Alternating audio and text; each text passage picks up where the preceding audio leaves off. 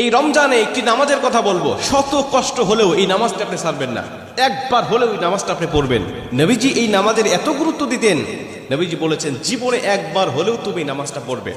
এই হাদিসটি ইবনে মাজাহ শরীফের, তিরমিজি শরীফের এবং আবু দাউদ শরীফের 1297 নম্বর হাদিসের মধ্যে এই হাদিসটা বর্ণনা হয়েছে এই নামাজের কথা। নবীজি তার চাচা আব্বাস রাদিয়াল্লাহু তাআলা আনহুকে ডাক দিয়ে বলছেন, চাচা আমি আপনাকে এমন একটি নামাজের কথা বলছি, এই নামাজটা আপনি প্রতিদিন একবার হলেও আপনি আদায় করবেন। চাচা যদি প্রতিদিন সম্ভব না হয়, অন্তত সপ্তাহে একবার হলেও আপনি নামাজটা পড়বেন। যদি সপ্তাহে সম্ভব না হয়, তাহলে আপনি মাসে অন্তত একবার এই নামাজটা আদায় করবেন। চাচা যদি মাসেও আপনার পক্ষে কষ্টকর হয়ে যায়, বছরে একবার পড়বেন। যদি বছরেও না পারেন, জীবদ্দশায় অন্তত একবার হলেও নামাজটা পড়বেন।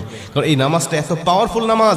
এই নামাজটা আদায় করার কারণে আপনার প্রকাশ্যে অপ্রকাশ্যে যত গুনাহ করেছেন, আপনার ইচ্ছায় অনিচ্ছায় যত গুনাহ করেছেন, আপনার অতীত জীবনে যত গুনাহ করেছেন, সব গুনাহ আল্লাহ আপনাকে ক্ষমা করে দেবে।